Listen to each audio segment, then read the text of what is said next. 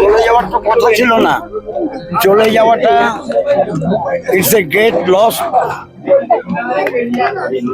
Of Bengal. Anik দত্তর ছবি তো বাংলা ছবির মোড় একটা সময় ঘুরিয়েছিল, ভূতের ভবিষ্যৎ।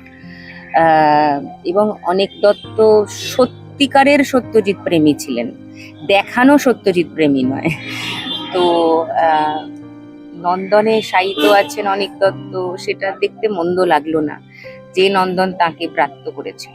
মানুষ যে মানসিকভাবে ভেঙে পড়ে চলে গেলেন এমন নয়, এটা আমার কাছে রাজনৈতিক একটা হত্যা। পূর্বতন সরকার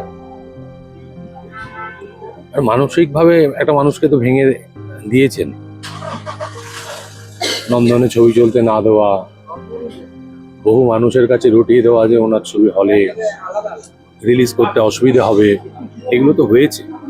সেই সময় আমি অনেককে ফোন করি উৎসবের খবর নেওয়ার জন্য।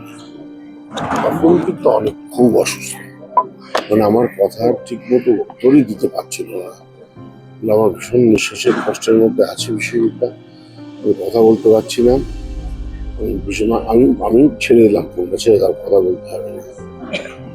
এইটা আমি শুনেছি, বইতেও পড়েছি, ডাক্তারদের কাছেও শুনেছি যে অ্যাস্তমা বা সিওপিডি খুব চরম আকার নিলে একজন মানুষ যে কোনো রকম সিদ্ধান্ত নিতে পারে। তাই হলো কিনা জানি না, ভাবা যায় না এইসবগুলো। আমার মনে আছে অনেক কাণ্ড।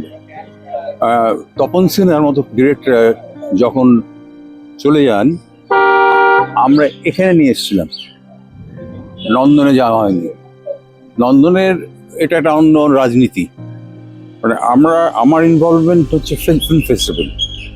তারপরও যে আলাদা কমিটি আছে, তারা যে সেন্সর হওয়া ছবি, সেই আর একটা কমিটি রিভিউ কেন করতে লাগবে? এগুলো অন্যায় হয়েছে ভীষণ।